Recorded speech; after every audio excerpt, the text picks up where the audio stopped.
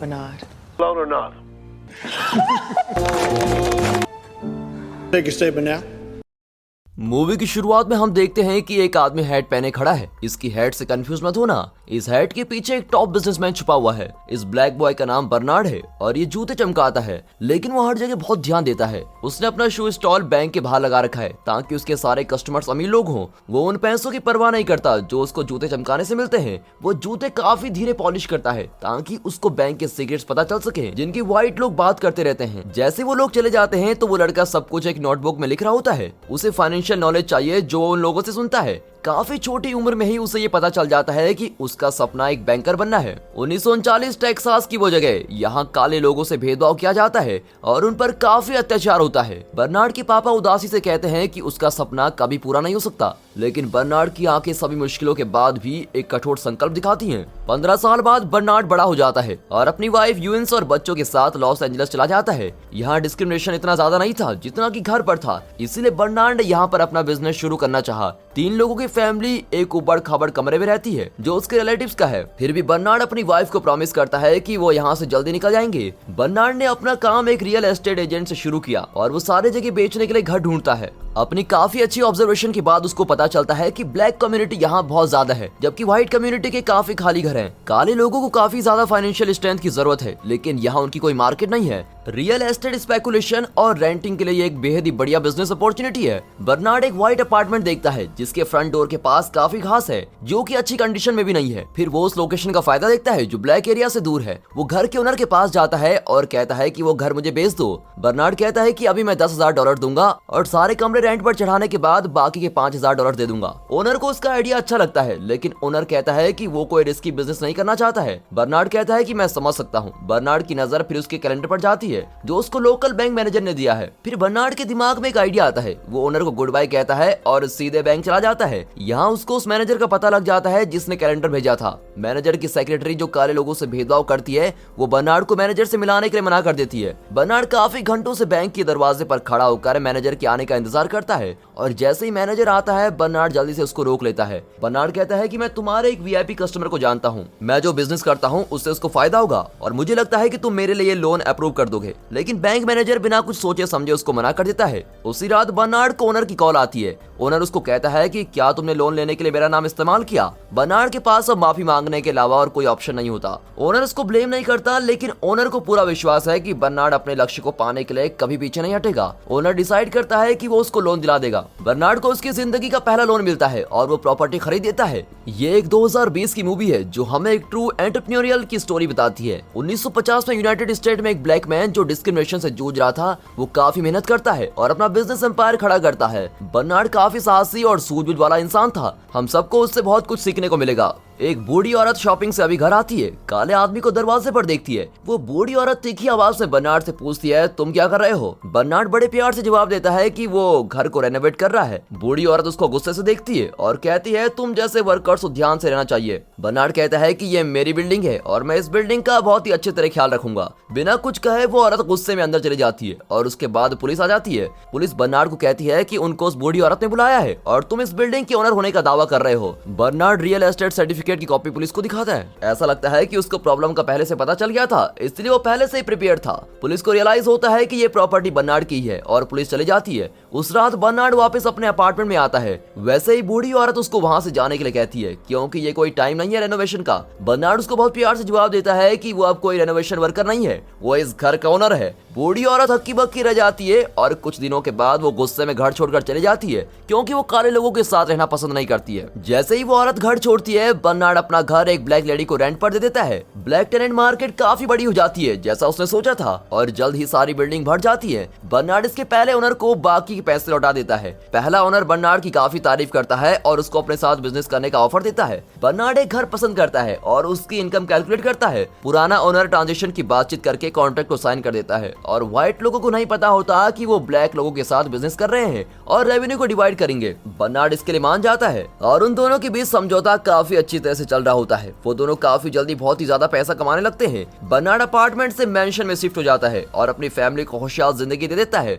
दिमाग से फाइनेंशियली सोचना, ज्यादा प्रॉफिट कमाना, ये उसके अल्टीमेट गोल्स रहे हैं। हालांकि जिंदगी कभी एक जैसी नहीं चलती, मुश्किलें कभी भी आ सकती हैं। पहला ओनर और बर्नार्ड का पार्टनर काफी बूढ़ा हो चुका है और कुछ सालों बाद अचानक से मर भी जाता है। कंपनी में उसकी इक्विटी उसकी वाइफ को मिलती है। उसकी वाइफ ब्लैक लोगों से काफी भेदभाव करती है और बर्नार्ड के साथ कोऑपरेट नहीं करती। वो बर्नार्ड से नफरत से उसके सारे शेयर्स काफी सस्ते में खरीदना चाहती है। अगर बर्नार्ड मना कर देता है तो वो उस पर मुकदमा चला देगी। और उस जमाने में यहाँ व्हाइट और ब्लैक लोगों में भेदभाव किया जाता है। आपको क्या लगता है, जज किसकी साइड लेगा? बर्नार्ड को यह गलत बिहेवियर पसंद नहीं आया, इसलिए वो कोर्ट जाने का डिसाइड करता है। लेकिन अब उसे कोई ऐसा शख्स चाहिए जो उसके पुराने ओनर के साथ के रिलेशनशिप को टेस्टिफाई कर सके। वो बैंक मैनेजर के पास जाता है, लेकिन वो पहले से ही पुराने ओनर की वाइफ के फेवर में होता है और बर्नार्ड को इग्नोर करता है। बहुत ही ज्यादा निराश होने के बाद बर्नार्ड बैंक में खड़े होकर चारों तरफ देखता है और साफ सुथरे बैंक में भेदभाव चारों ओर दिखाई दे रहा होता है। सिर्फ उसकी स्किन के रंग की वजह से उसका हमेशा तिरस्कार किया जाता है। जब भी वो बैंक में जाता है ऐसा ही होता है। ये सब सोचते हुए बर्नार्ड की माइंड में एक आइडिया आता है। वो देखता है कि वो बिल्डिंग में 4 बैंक हैं और चारों के दरवाजे काले लोगों के लिए बंद है। बर्नार्ड के माइंड में एक जीनियस आइडिया आता है, अगर वो ये पूरी बिल्डिंग ही खरीद ले तो देखते हैं कि मेरे साथ कौन भेदभाव कर सकता है। इसलिए बर्नार्ड लॉस एंजलिस में ब्लैक रियल एस्टेट डेवलपर जोई को ढूंढता है और उसको अपना प्लान बताता है। पहले उसको लगता है कि बर्नार्ड का दिमाग खराब हो गया है, क्योंकि बिल्डिंग का प्राइस काफी ज्यादा होता है और कोई भी ब्लैक पीपल लॉस एंजलिस में इस जमीन को नहीं खरीद सकता।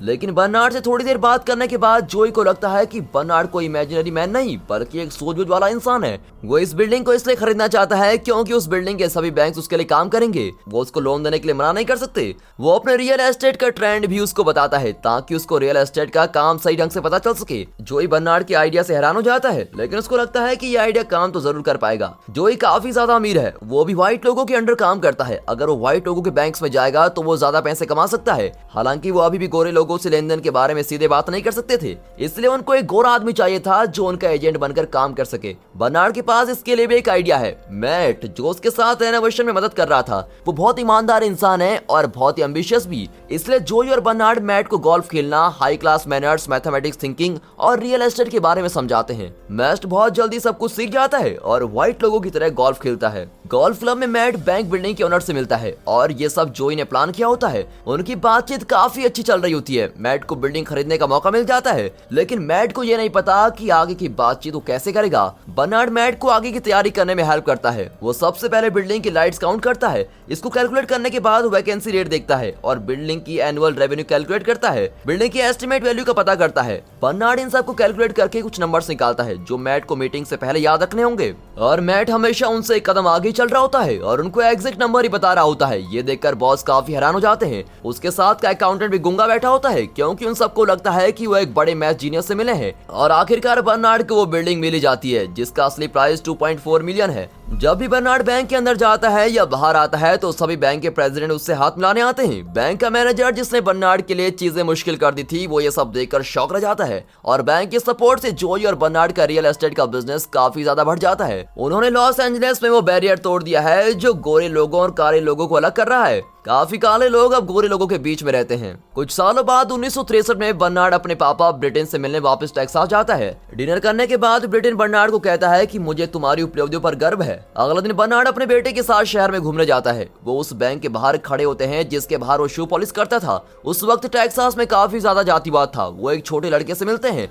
जो शू पॉलिश करने का काम कर रहा होता है, जैसे कि बर्नार्ड अपने बचपन में किया करता था। बर्नार्ड काफी हैरान हो जाता है जब वो देखता है कि वो लड़का सिर्फ गोरे लोगों के शू पॉलिश कर रहा है। इस घटना की वजह से बर्नार्ड को लगता है कि उसको अपने लोगों के लिए कुछ करना होगा। बर्नार्ड ये सोचता है कि वो काले लोगों का स्टेटस सोसाइटी में चेंज करेगा और उनको अच्छे घर देगा। अगले दिन बर्नार्ड जोई से मिलता है और कहता है कि उसको टेक्सास की मेनलैंड बैंक को खरीदना चाहिए। जोई को लगता है कि बर्नार्ड का दिमाग हिल गया है जो ये सब सोच रहा है, क्योंकि टेक्सास में काफी ज्यादा जातिवाद माना जाता है। बर्नार्ड जोई को काफी अच्छे रीजन देता है कि उनको ये बिल्डिंग क्यों खरीदनी चाहिए और आखिरकार जोई मान जाता है। बर्नार्ड फिर मैट को इस प्लान में शामिल करता है और उसको फ्रंटमैन की तरह इस्तेमाल करता है। वो लोग बैंक के ओनर रॉबर्ट फ्लोरेंस सीनियर और जूनियर से डील करने के लिए मिलते हैं। फ्लोरेंस जूनियर को कुछ गलत होने का एहसास होता है, जबकि फ्लोरेंस सीनियर मैट को बैंक बेच देता है। बर्नार्ड के पास जैसे ही मेनलैंड बैंक आता है, वो अफ्रीकन अमेरिकन के लोन्स में हेल्प करता है और ऐसा लगता है कि बर्नार्ड का गोल यही है कि वो अपने लोगों की हेल्प कर सके, उनको अच्छे घर दे सके और उनको पैसे कमाने का मौका मिले। सब कुछ अच्छा चल रहा होता है, लेकिन एक दिन फ्लोरेंस जूनियर लोन्स की जांच करना शुरू कर देता है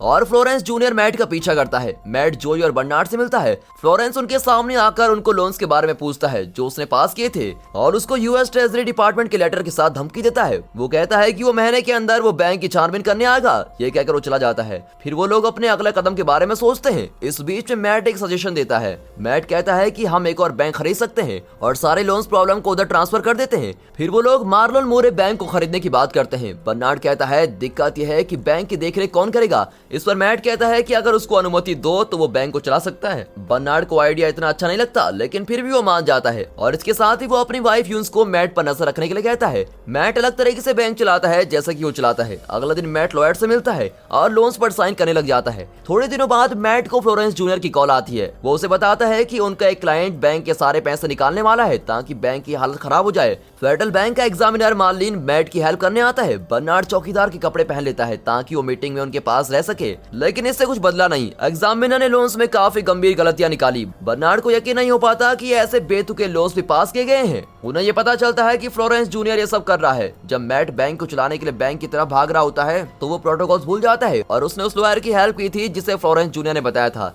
इस वजह से फ्लोरेंस को लोन की प्रॉब्लम्स के बारे में पता चलता है। थोड़ी देर बाद जोई और बर्नार्ड मैट को कहते हैं कि सबसे समझदारी का काम यह है कि उनको मार्लिन के बैंक चले जाना चाहिए। मैट को बैंक छोड़ना ठीक नहीं लग रहा होता है, इसलिए वो जोई और बर्नार्ड को बिना बताए एक प्लान बनाता है। इस प्लान के बारे में जोई को अगले दिन पता चल जाता है। जोई और बर्नार्ड मेनलैंड बैंक की तरफ भागते हैं और वहां मैट से लोन्स के बारे में पूछते हैं। फ्लोरेंस ये सब देख रहा होता है। बर्नार्ड मैट से बुक्स मांगता है, लेकिन काफी देर हो चुकी होती है और फेडरल बैंक का एग्जामिनर आता है और मेनलैंड बैंक का लाइसेंस रद्द कर देता है और FBI जोई और बर्नार्ड को अरेस्ट कर लेती है। बर्नार्ड खुद को बचाने की कोशिश करता है। थोड़ी देर बाद बर्नार्ड और जोई अपने लॉयर से मिलते हैं। उन्हें ये पता चलता है कि जातिवाद के कारण उनके केस को काफी घसीटा जाएगा। इसी दौरान मैट खुद को बचाने के लिए अपने साथियों के खिलाफ गवाही देने के लिए सीनियर मैकलेन से बातचीत करता है। मैट अपने अगले कदम के बारे में सोचता है और एक फोन कॉल करता है। मैट मैकलेन के सजेशन को फॉलो करता है और अपने साथियों के खिलाफ सेनेट की सुनवाई में झूठी गवाही दे देता है। थोड़े दिनों के बाद बर्नार्ड मैकलेन से मिलता है और उसके प्रपोजल के बारे में सुनता है। वो बर्नार्ड के सामने चॉइसेस रखता है कि उसके साथ एक सौदा कर ले और मैट की गवाही की पुष्टि कर ले।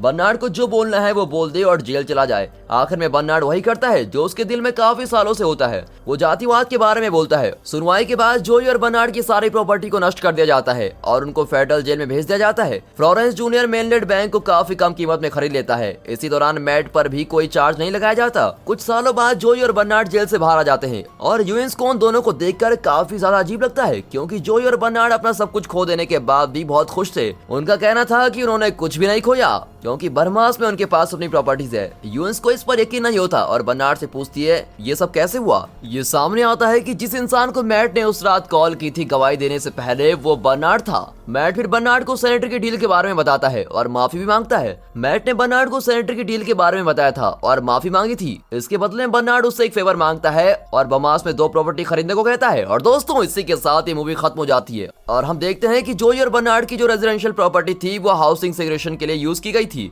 उनके पास अभी भी 2 मेंशन है। जब बात भेदभाव की आती है तो बर्नार्ड अपने अधिकारों के लिए खड़ा हो जाता है जैसे कि काले लोग होते हैं। फिर भी उसने अपने इमोशंस को अपने एम में बदला और अपनी सूझबूझ से अपने कदम पर चलता गया। इसी की वजह से उसने सबसे ज्यादा फायदेमंद बिजनेस को काफी थोड़े पैसों से शुरू किया और 2-3 स्टेप्स के बाद ही उसने इतने ज्यादा पैसे कमा लिए थे। वेल दोस्तों, अगर आपको ये मूवी अच्छी लगी हो तो मूवी को एक लाइक और चैनल को सब्सक्राइब जरूर करें। And finally thanks for watching.